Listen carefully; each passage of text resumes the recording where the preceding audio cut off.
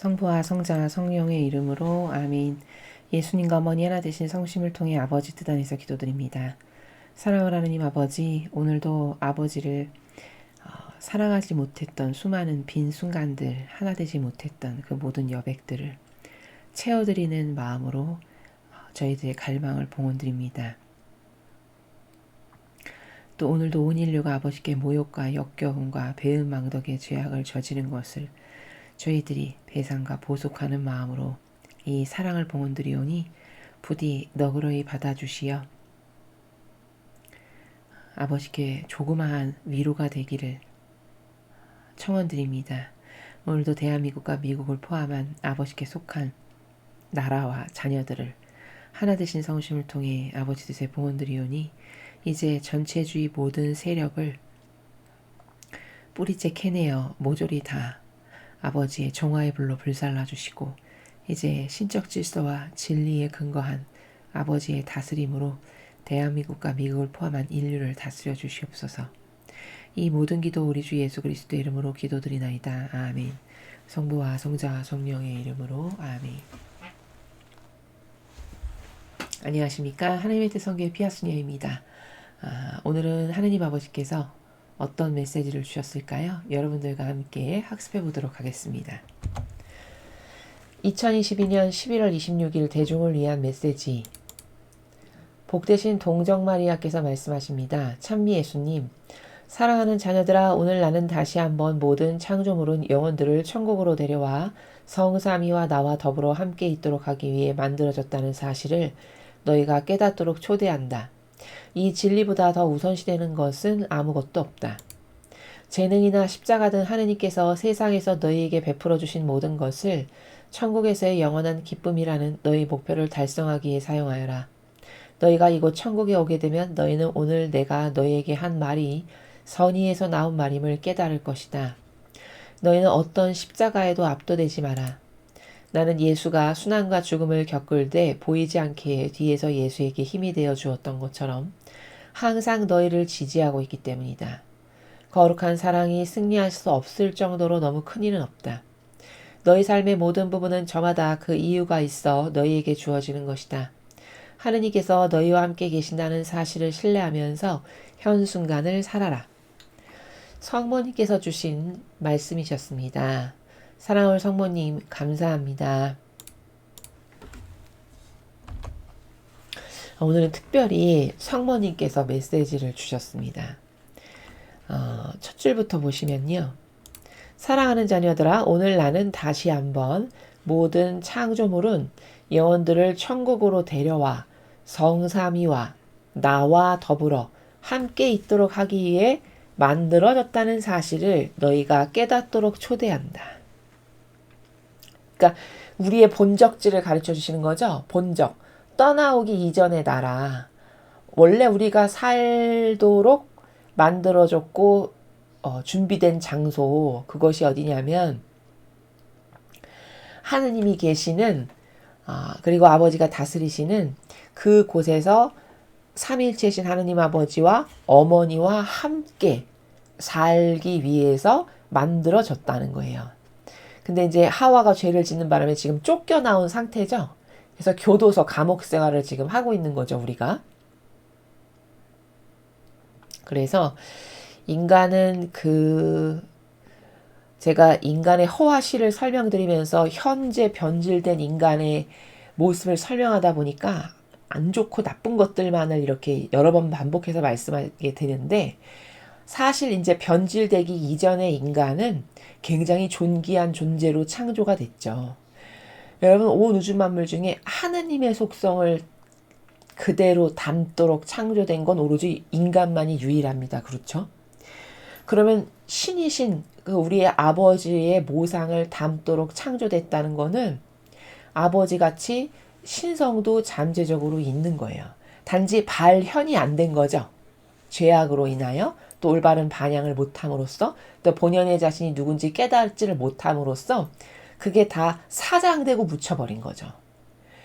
그러니까 원래 아버지께서 만드셨을 때 인간은 정말 존귀한 존재였고 하느님을 다 함께 만들어졌다는 것 자체가 얼마나 존귀한지를 나타내는 사실이고, 그 다음에 또 하나의 중요한 속성 중 하나가 뭐냐면 인간만이 유일하게 언어를 쓴다는 거예요. 근데 그 언어를 쓴다는 거는 뭐 그렇게 대단한 건가? 이렇게 생각할 수 있을지 모르겠으나 엄청 위대한 겁니다. 왜냐하면 온 우주 만물 중에 인간만 언어라는 걸 구사하죠. 그 언어라는 것을 구사함으로써 아버지와 교감을 하고 소통을 하고 또 아버지를 대변도 하는 요런 존재가 되라고 특별히 언어를 사용하게끔 만드신 거거든요. 그러니까 이런 본연의 자신을 찾아서 돌아가면 정말 존귀하고 아름다운 존재가 되는 건데, 현실은 거기서 떨어져 나오면서부터 지금 수천 년이 지났죠? 하와가 죄를 지어서 떨어져 나온 그 상태부터 그 수천 년 동안 조금씩 변질이 돼가지고 지금은 도대체 제가 누구냐? 하느님께서 우리를 보시고 그렇게 하실 만큼이라는 거예요. 이렇게 진흙에서 굴르면은 얼굴이 진흙으로 다 뒤범벅되죠. 몸통도. 그럼 그렇게 얼굴과 몸통이 진흙으로 뒤범벅된 채로 이렇게 나서면 도대체 저 사람 누구야? 우리가 이렇게 하잖아요. 죄악으로 마치 그렇게 변질된 상태가 현대 시대의 인류라는 겁니다. 이해되시죠? 그러니까 본연의 나는 얼마나 아름답고 얼마나 존귀한 존재면 하느님과 함께 살도록 창조됐다라는 거. 이런 본연의 우리를 똑바로 인식을 하고 거기서부터 얼마나 많이 멀어지고 떨어져 왔는가를 또 인식을 똑바로 할 때 이 괴리감을 채워나가는 거. 이 괴리감을 다다시 되돌리는 거. 이게 우리가 한평생 동안 노력해야 될 과제고 우리가 그것을 위해서 신앙생활을 하는 거다라는 점이죠. 이 진리보다 더 우선시되는 것은 아무것도 없다. 자, 어떤 진리? 천상의 하느님 아버지와 어머니와 함께 살도록 원래 우리의 본적지가 거기고 그렇게 만들어졌다라고 하는 그 진실과 사실. 그 진리를 말씀하시는 거죠. 그 진실과 사실보다 더 우선시되고 더 중요한 거는 아무것도 없다는 거예요. 그러니까 우리의 떨어져 나온 본적지를 찾아가야 되겠죠. 그렇죠? 재능이나 십자가 등 하느님께서 세상에서 너희에게 베풀어 주신 모든 것을 천국에서의 영원한 기쁨이라는 너희 목표를 달성하기 위해 사용해라. 그러니까 며칠 전 아버지께서 이것과 같은 취지의 나라에서 관점에서 말씀하셨는데 지금 어머니도 똑같은 관점에서 말씀하시거든요. 그러니까 우리가 갖고 있는 재능, 뭐 돈이 많은 사람은 돈으로, 성실한 사람은 그 성실함으로, 기도를 열심히 잘할 수 있어. 그러면 그 기도로. 몸이 튼튼해. 그런 고행과 극기로. 기타 등등. 내가 갖고 있는 다양한 재주. 아버지가 주신 거죠. 그걸로 나뿐만 아니라 내 주변에 있는 영혼도 천국으로 다시 되돌아가기 위한, 즉 다시 말해 그들이 구원되기 위해서 쓰는 것이 가장 잘 사용하라는 거예요. 재능뿐만 아니라 십자가까지도. 세상에 나에게 허락해 주신 모든 것이 다시 천국으로 되돌려 가기 위한, 다시 말해 구원되기 위한 다양한 도구들로 아버지께서 사용하라고 주신 거다.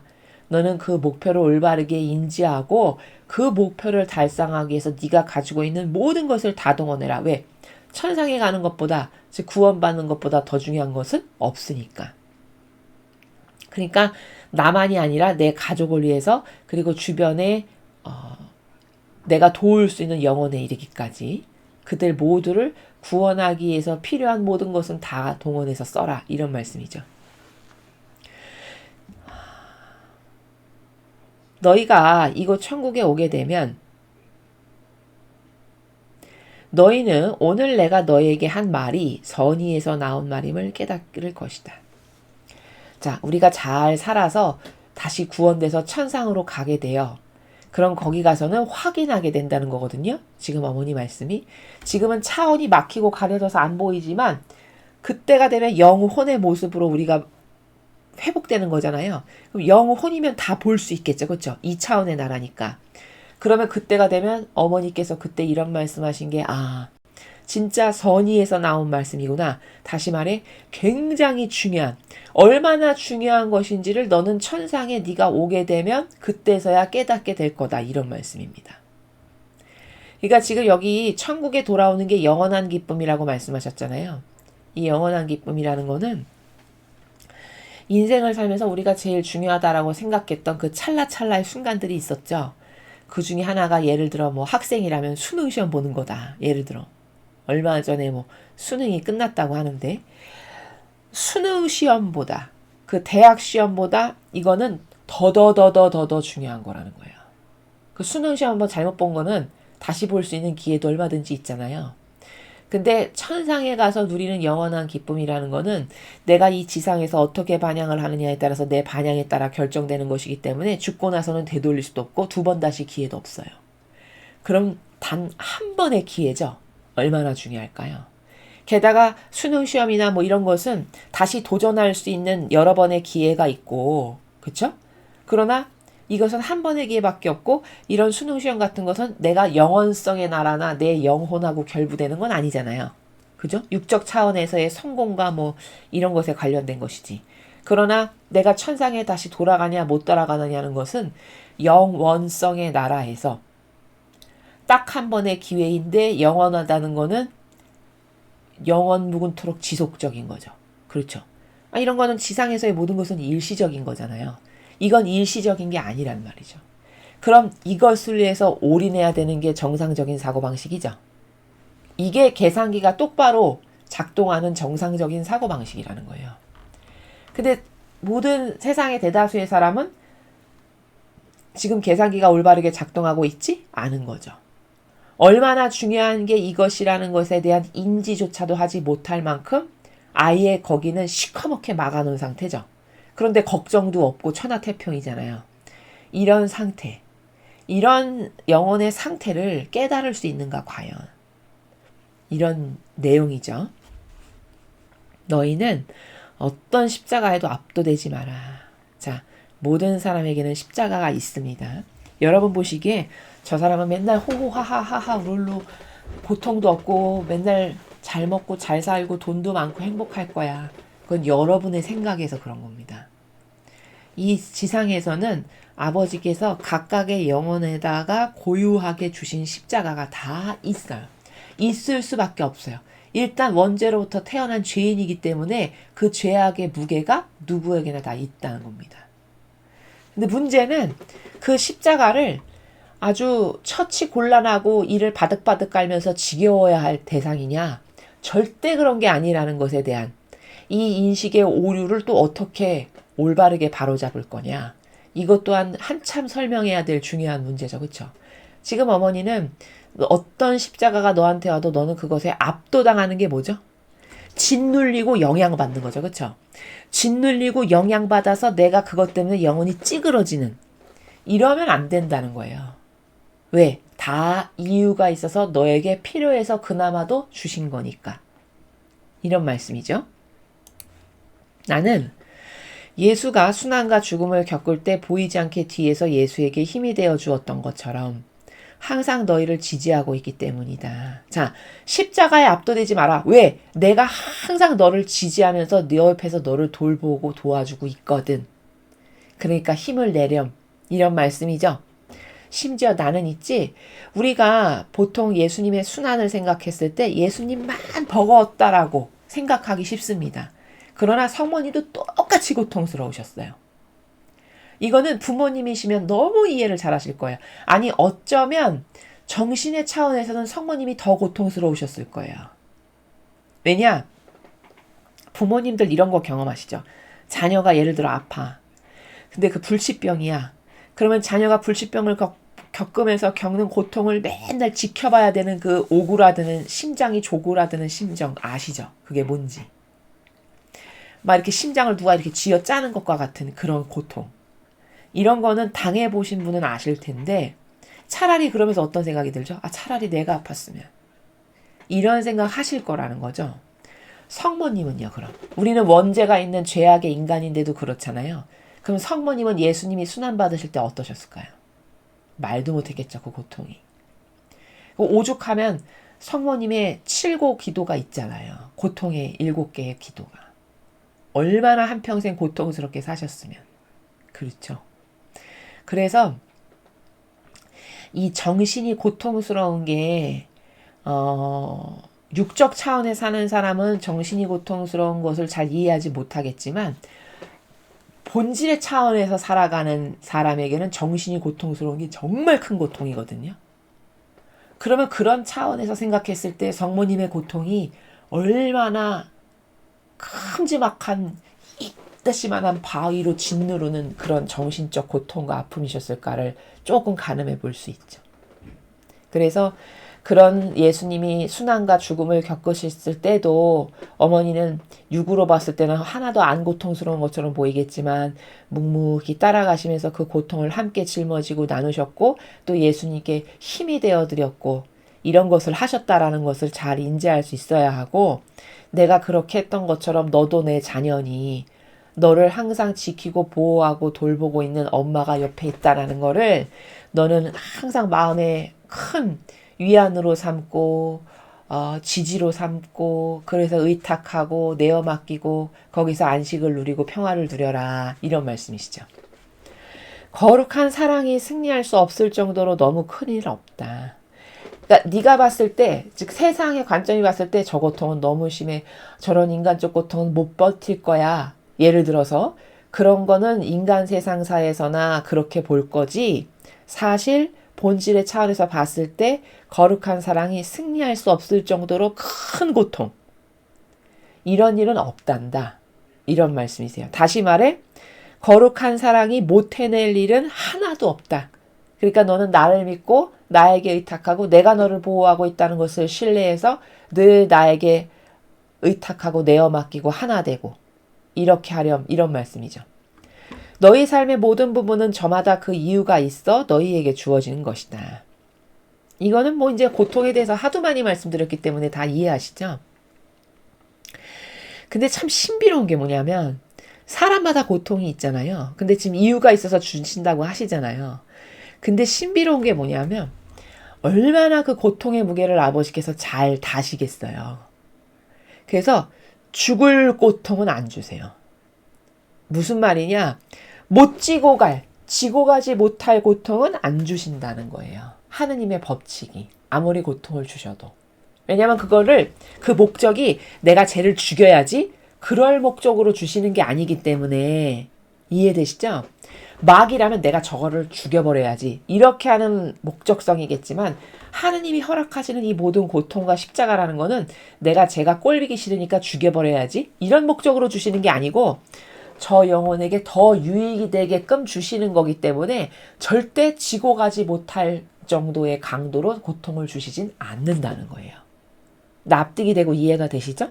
그렇기 때문에 여러분은 여러분의 일상생활에서 저는 그래도 너무 힘들거든요. 물론 힘들죠. 그러나 그 고통이 터널을 빠져나오게 되면요. 이렇게 뒤돌아봤을 때 옛날에 나의 그 고통은 지금 생각해보니까 너무너무 필요한 거였구나. 이렇게 생각할 날이 반드시 옵니다. 저는 그렇게 고백하시는 분들을 많이 봐요. 고통이 아주 심했을 때를 조금 지나가지고 이제 터널을 빠져나오죠? 그러면 하나같이 하시는 말씀이 그때 그 고통이 있어서 제가 사람이 됐어요. 그때 그 고통 때문에 제가 하느님을 놓지 않고 더 가까이 가게 됐어요. 그때 그 고통 때문에 제가 진리를 사랑하고 찾게 됐어요. 이렇게 말씀하시거든요. 그러니까 여러분도 똑같다는 겁니다. 보통 이런 마음을 가질 때도 있어요. 진리를 잘 모를 때는 좀 고통 좀 없이 이렇게 진리도 잘 알아듣고 이렇게 순풍에 돛단도 이렇게 쑥쑥 가면 안 되는 거야? 답을 말씀드리면 안 됩니다. 왜 안 되냐면 우리의 한계성 때문에 그래요. 우리의 한계성이라는 건 뭐냐면